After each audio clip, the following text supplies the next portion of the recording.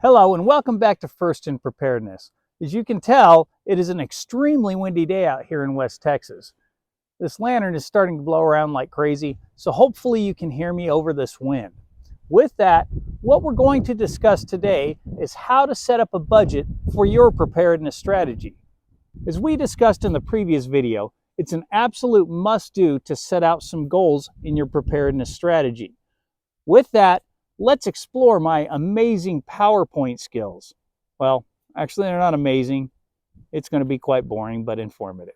Some of your preparedness goals should involve how long you would like to sustain yourself. Second, what equipment are you going to buy? And thirdly, would you like to have community involvement in your preparedness plan? Of course, with everything in life, we need to ask the most important question. How much is this going to cost? To set a budget, try to start with a weekly dollar figure. Second, determine if your weekly budget is being allocated towards equipment or sustainment. Remember, balance is everything. There are four main categories for budget allocation. Sustainment, which is food and water, but could also be livestock or crops. Second, self-defense, which could include firearms, ammo, body armor, gas masks, or kit. Next, we have equipment, which could be anything from camping gear, clothing, or tools. Lastly is first aid. That is pretty self-explanatory. Now, if you haven't started your own preparedness endeavor, let's get down to the brass tacks. Preparedness takes both a time and monetary investment. With that, we need to establish a budget that we can afford and that is comfortable for each of us. The other importance of a budget means we have to be consistent with it. Here we have a breakdown of a weekly and yearly budget. Bear in mind, this would be a very conservative budget, and we thoroughly understand that inflation is crushing every soul right now. Let's drill down into what you should invest in first.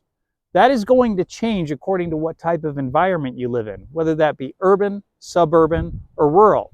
And of course, if your state believes in the Second Amendment of the U.S. Constitution. What's going to keep you alive? Well, there's four things that will keep you alive: shelter, food, water, and defense. And of course, as we discussed in the previous video, bugging in or sheltering in place is always your best and first option that you should explore, pending there's no mitigating circumstances that void that option. What are some good sustainment options to start with? Well, let's look at the two obvious ones. Those being rice. Welcome to the rice fields, motherfucker! And of course, dried beans. To help them cheat an election. Both of these options are very inexpensive, and if stored properly, they can last up to 50 years. You do know Sir Mix-a-Lot had it right. Red beans and rice didn't miss her! Both of these items provide enough nutrition to basically sustain yourself for months. Let's take a good look at a first-year budget and inventory.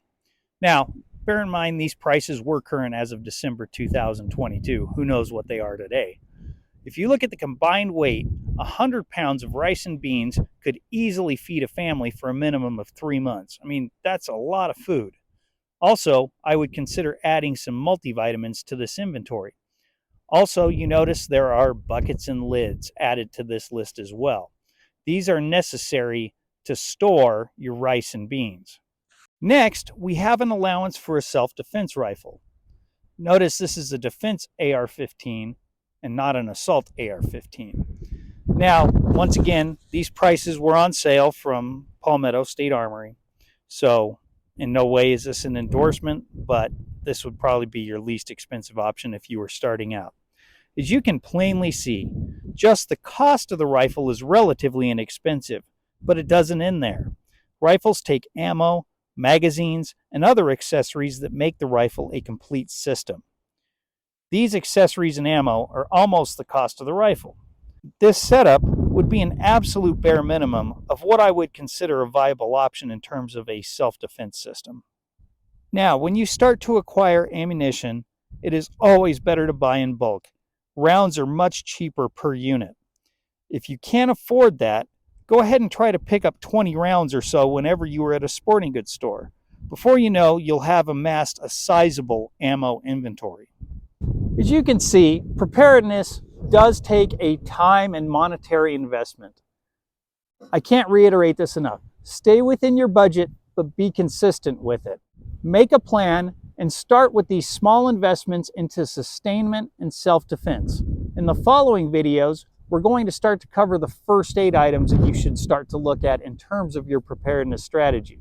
Once again, thank you for tuning in to First in Preparedness, and if you do enjoy our content, please like and subscribe, and as always, click the bell for when we upload new content.